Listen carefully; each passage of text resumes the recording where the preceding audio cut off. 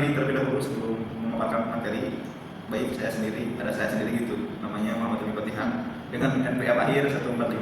Perkenalkan, nama saya Nisa Nabila dengan nomor pokok akhir 122. Perkenalkan, nama saya Putri Munawaro dengan nomor pokok akhir 139. Perkenalkan, nama saya Salva Samradadi dengan NPM 151. Perkenalkan, nama saya Eni Nuraini dengan NPM akhir 134. Perkenalkan, nama saya Fabian Syafawina dengan NPM akhir 123.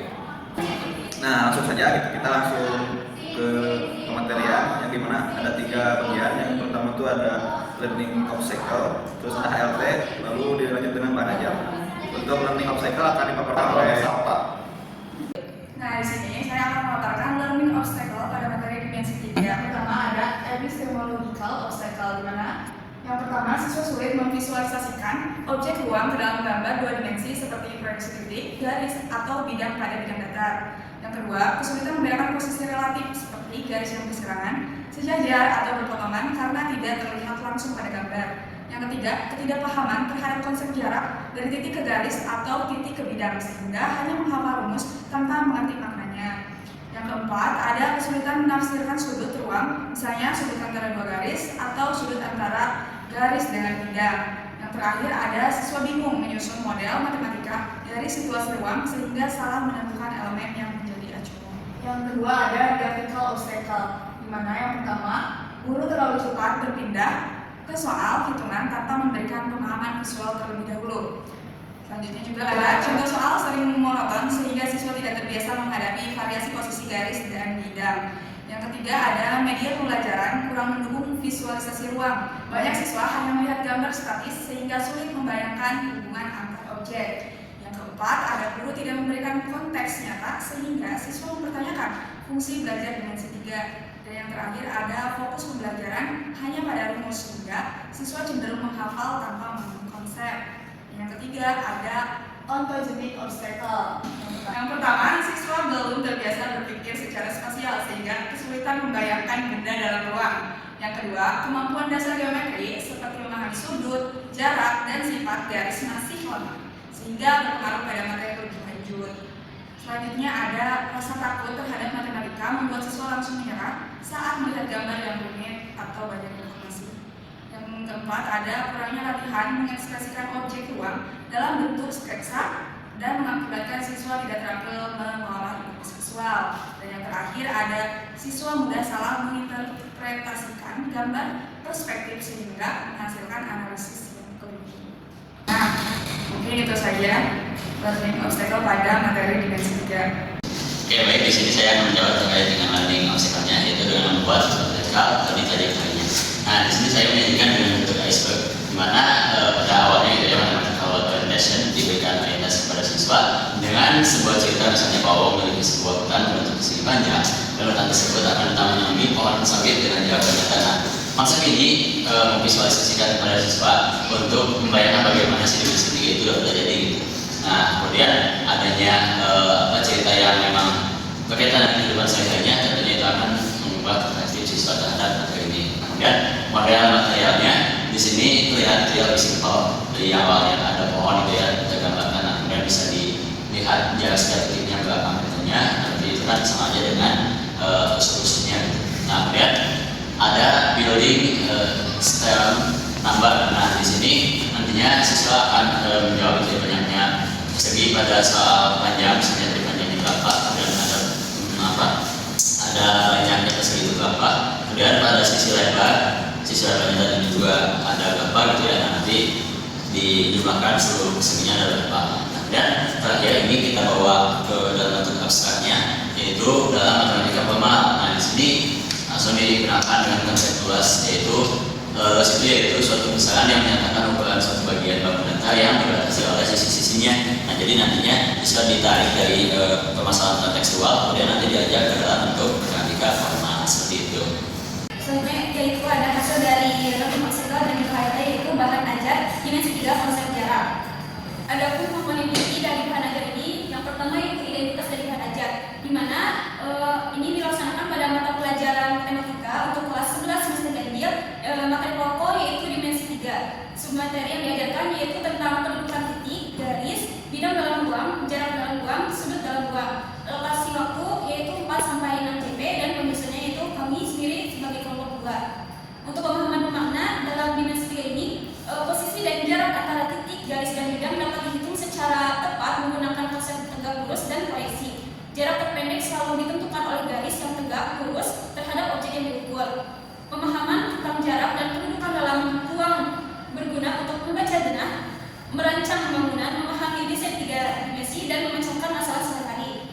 Sedangkan untuk pertanyaan pemantiknya, yaitu yang pertama, bagaimana kita tahu dua garis di ruangan itu sejajar atau berpotongan? Yang kedua, yaitu mengapa jarak terpendek dari titik ke bidang adalah garis yang tegak lurus bidang? 3, di mana kita bisa melihat contoh sudut antara garis dan bidang dalam kehidupan sehari-hari. Adapun tujuan dari pembelajaran ini, salah satunya yaitu mengembangkan pemahaman tentang bentuk 3 dimensi seperti kubus, bola, kerucut, silinder, dan prisma. Terus memahami properti dan karakteristik geometris objek-objek 3 dimensi. Yang terakhir yaitu mengembangkan kemampuan untuk memvisualisasikan objek-objek 3 dimensi dari representasi 2 dimensi seperti gambar atau model matematika. Adapun dimensi 3 ini adalah cabang matematika yang mempelajari tentang bangunan atau objek yang memiliki 3 ukuran, yaitu panjang, luas, dan juga tinggi. Nah, suatu bangunan ruang dimensi 3 ini contohnya seperti kubus, balok, dan juga prisma yang ada pada gambar di sana. Dimensi 3 terbentuk dari 3 elemen, yaitu titik, garis, dan bidang. Titik adalah bagian terkecil dari objek geometri karena tidak memiliki ukuran tertentu, sedangkan garis adalah himpunan titik-titik yang hanya memiliki ukuran panjang dan berdimensi 1, dan bidang adalah himpunan titik-titik yang memiliki ukuran panjang dan luas sehingga dikatakan berdimensi 2. Yang pertama yaitu ada jarak antara titik dan titik. Di sini terlihat bahwa ada 2 titik, yaitu titik A dan titik B, dan panjang luasnya itu garis A sampai B. Ini disebut jarak antara titik A ke titik B. Dan yang kedua yaitu jarak antara titik dan garis. Misal A adalah titik dan B adalah garis, jika titik A ke garis B adalah panjang luas garis AB, dengan B terletak di garis B dan AB tegak lurus di garis B. Di situ ada 2 titik, yaitu titik A dan titik B, di mana titik B itu berada pada garis G, sehingga itu dinamakan jarak antara titik dan garis. Yang ketiga yaitu jarak titik ke bidang. Misal P adalah titik dan apa adalah bidang, jarak antara P dengan bidang adalah panjang luas garis dari PQ dengan Q di bidang A dan PQ tegak lurus bidang A. Nah, jadi gambar ini bisa dikatakan sebagai bidang, dan itu ada titik P, dan si P ini berada pada garis Q, yang dimana ini berada di tengah-tengah dari bidang. Baik, selanjutnya adalah ada jarak antara 2 garis sejajar. Jarak 2 garis sejajar adalah panjang luas garis yang menghubungkan kedua garis secara tegak lurus, di mana jarak garis A ke garis B adalah panjang luas garis AB, dengan titik A terletak pada garis A dan titik B terletak pada garis B. Luas garis AB tegak lurus terhadap garis B. 2 buah garis sejajar adalah garis yang tidak akan pernah berpotongan walaupun dipanjangkan sampai tidak terhingga. Jadi garis yang sejajar selalu mempunyai jarak yang sama di setiap titiknya. Nah, seperti pada gambar di atas itu menunjukkan jarak antara garis G ke garis A. Lanjut. Jadi jarak antara garis G dan garis H yang saling sejajar adalah panjang luas garis yang diperoleh oleh titik T yang terletak pada garis G ditarik tegak lurus ke garis H sehingga berpotongan di titik T, atau panjang luas garis lurus dari titik yang terletak di garis G ke titik proyeksinya di T pada garis H, yaitu D dan B merupakan jarak antara garis G dan garis H. Nah, lalu bagaimana cara menentukan jarak jika tidak diketahui? Yang pertama, untuk menghitung jarak antara garis G dan garis H yang sejajar diperlukan pertolongan dengan membuat bidang yang memuat garis G dan garis H, kemudian dibuat segitiga yang diperoleh dari 1 titik pada garis G dan 2 titik dari garis H. Kemudian dari segitiga yang diperoleh dapat digunakan rumus. Yang pertama bisa menggunakan teorema Pythagoras jika segitiga yang terbentuk segitiga sama kaki. Lalu yang kedua ada seluas segitiga, di mana jika segitiga yang terbentuk yaitu segitiga siku-siku. Dan yang terakhir adalah rumus perbandingan atau dalil titik tengah segitiga atau dalil intercept. Oke, selanjutnya untuk menentukan jarak 2 garis sejajar diketahui persamaannya. Nah, di sini misalnya persamaan garis 1 itu ada X plus Y plus C sama 0, dan yang persamaan garis 2-nya yaitu X plus Y plus B sama 0. Nah, untuk menghitung jarak garis 1 ke garis 2 yaitu menggunakan rumus ini. Jadi nanti siswa diajak untuk berpikir kalau rumus ini, yaitu P sama dengan mutlak daripada C dibanding D per akar dari A kuadrat plus B kuadrat. Nah, untuk alat pembuktiannya di sini kita ambil. Nah, jadi nanti siswanya diberi pemahaman, masih ada juga sampai bawah umumnya. Nah, jadi ketika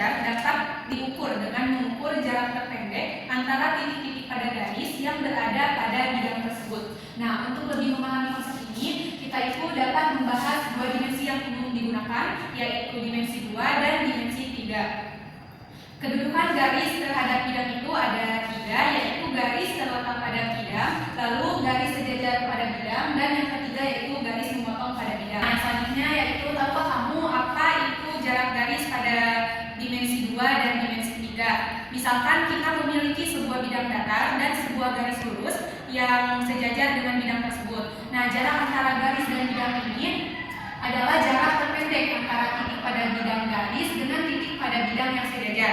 Jarak ini bisa diukur secara lurus ke atas atau ke bawah dari garis tersebut.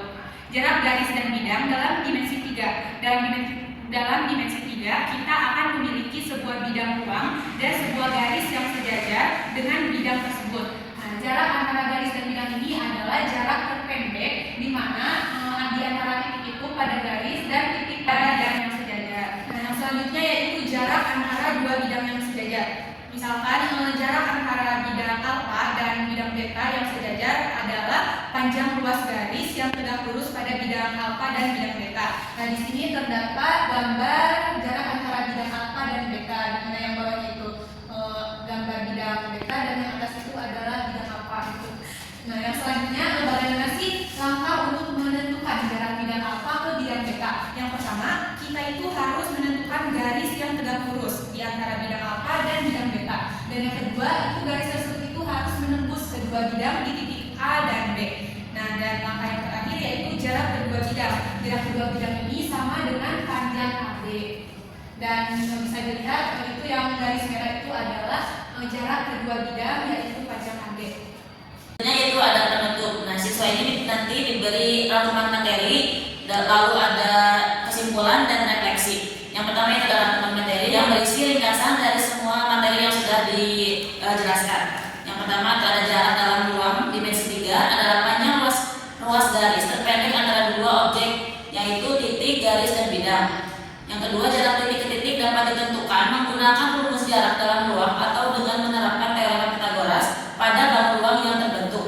Yang ketiga, jarak titik ke garis adalah panjang luas garis yang ditarik dari titik tersebut secara tegak lurus ke garis. Yang keempat, jarak titik ke bidang adalah panjang luas garis yang ditarik tegak lurus dari titik ke bidang tersebut.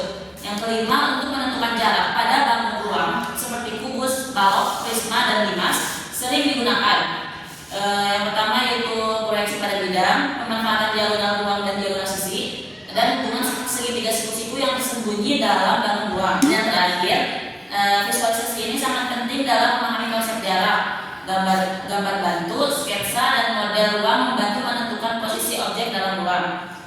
Nah, kesimpulannya yaitu materi dimensi 3, konsep jarak menekankan pemahaman tentang bagaimana menentukan jarak terpendek antara objek-objek dalam ruang. Dengan menguasai konsep ini, siswa dapat menyelesaikan masalah geometri ruang dengan lebih tepat dan sistematis. Kemampuan untuk mengidentifikasi segitiga siku-siku, membuat proyeksi, dan memvisualisasikan bangun ruang menjadi kunci utama dalam penugasan materi ini. Adapun refleksi, nah siswa ini nanti akan diberikan pertanyaan yang berisi yang pertama, bagaimana dari materi jarak dalam dimensi 3 yang paling Anda pahami dan mengapa. Yang kedua, bagian mana yang masih membingungkan, langkah apa yang dapat Anda lakukan untuk memahaminya. Yang ketiga, bagaimana konsep jarak ini dapat membantu Anda dalam memecahkan masalah lain dalam geometri ruang. Yang keempat, jika Anda diminta menjelaskan kembali konsep jarak titik ke bidang kepada teman, bagaimana Anda akan menjelaskannya. Nah, mungkin segitu dari saya. Cukup sekian pemaparan materi dari kelompok kami. Mohon maaf apabila ada kesalahan baik dari kalimat maupun dari tingkah laku. Wabillahi taufiq wal hidayah. Wassalamualaikum warahmatullahi wabarakatuh.